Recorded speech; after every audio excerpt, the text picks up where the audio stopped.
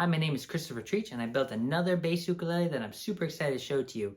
If you've never heard a bass ukulele before, it's the same notes as a bass, which is E, A, D, G.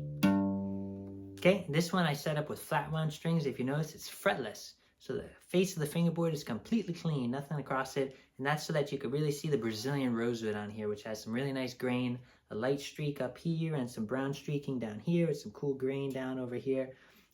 Just so that you can keep track of where you're playing, I did put fret lines on the side only.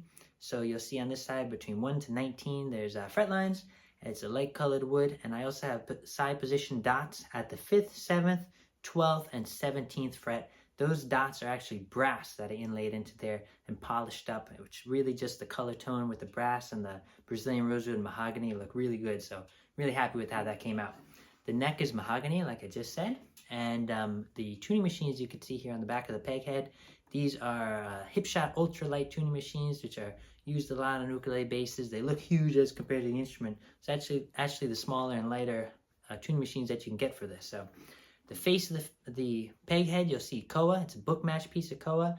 And I put inlaid my name here in crushed mother of pearl. So the crushed pearl has a nice shimmer like pearl does, but almost looks more like a mosaic when you look up close because of all the little pieces combining to make the inlay.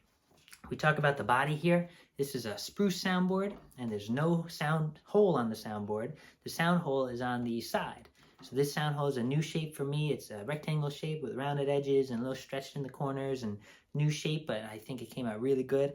And you also see on the side that there's a preamp. This is Shadow Electronics preamp.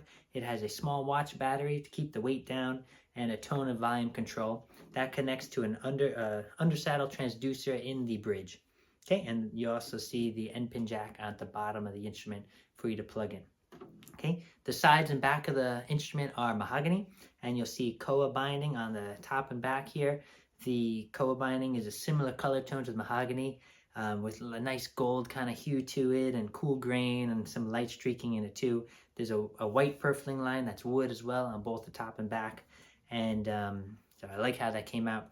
The back, you'll notice something that I've done for the first time that I'm super excited to show you is I did a back access panel of magnetic cover plate. So I'm going to pull this out and show you up close. This is a book match piece of koa. And I'll show you the back of it too. It's there's a brace there and a little notch here so that you could take it out and put it back in. The brace just keeps the shape so that it fits into the back snug. And there's 4 magnets on this in each of the corners and 4 nail heads here that are rounded and polished up for it to attach to. And the whole point of this is that you can change the strings right there. So on the other side of that is the bottom of the bridge. That's where the strings go through. It's a string through bridge. Since the strings are so wide and thick, this is one of the best ways that you can attach them with an ukulele bass. So you can reach your hand in there, do all the, string change you got to do, and then close it back up when you're done, and it fits, really snug and attaches really easily.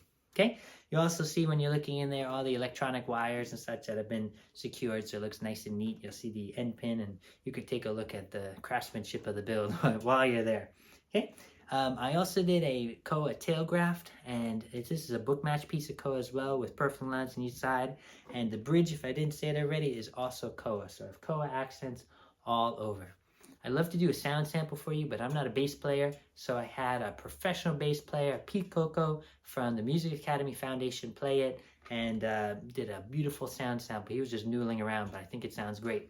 I don't think has ever played an ukulele bass before, and the first thing he said was how comfortable it was to play and how easy it was to play, being that it's such a small scale compared to an upright bass or a bass guitar. A lot of people think that it's harder to play or harder to play in tune, but he was surprised with how easy it was and how comfortable it felt, and also how bassy the sound is. With being so small, you think it wouldn't have as much oomph, but he was like, wow, that's everything you want from a bass. So I'll let you listen to Pete play it himself, and you can decide what you think about the sound. Thank you so much for listening, and hope you enjoy.